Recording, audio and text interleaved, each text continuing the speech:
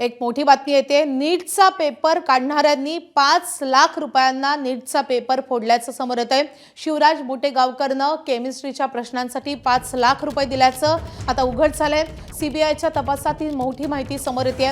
मोटेगावकरनं PV कुलकर्णीकडून हे प्रश्न मिळवलेले होते। मोटेगावकरच्या फोनमध्ये केमिस्ट्रीचे 132 प्रश्न सापडलेत, तर प्रश्नपत्रिकेच्या 36 इमेज मोटेगावकरच्या मोबाईलमध्ये सापडलेल्या आहेत। मोटेगावकरकडच्या 132 प्रश्नांपैकी 111 प्रश्न नीटच्या परीक्षेत तसे आले होते, हे देखील समोर आलंय।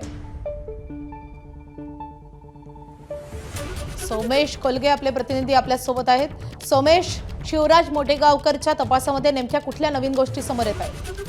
शिवराज रघुनाथ मोटेगावकर यांनी जो जामिनासाठी अर्ज केला होता, त्या जामिनाच्या अर्जाला विरोध करत असताना सीबीआयने जी माहिती न्यायालयामध्ये दिली आहे त्यानुसार हे कळतंय की एकंदरीत या पेपर सेट करण्यासाठी म्हणून पीव्ही कुलकर्णीला 5 लाख रुपये मिळाले होते आणि त्या 5 लाख रुपयांच्या बदल्यामध्ये हे प्रश्न दिले गेले आणि त्यापैकी 111 प्रश्न हे जसे तसे प्रत्यक्ष जे प्रश्नपत्रिकेत आले होते त्यासोबत मॅच होणारे, तंतोतंत जुळणारे होते आणि या सर्व आरोपींनी मिळून केमिस्ट्रीचे प्रश्न मिळवले आणि त्या अनुषंगाने हे प्रश्न फोडण्याचा प्रयत्न केला।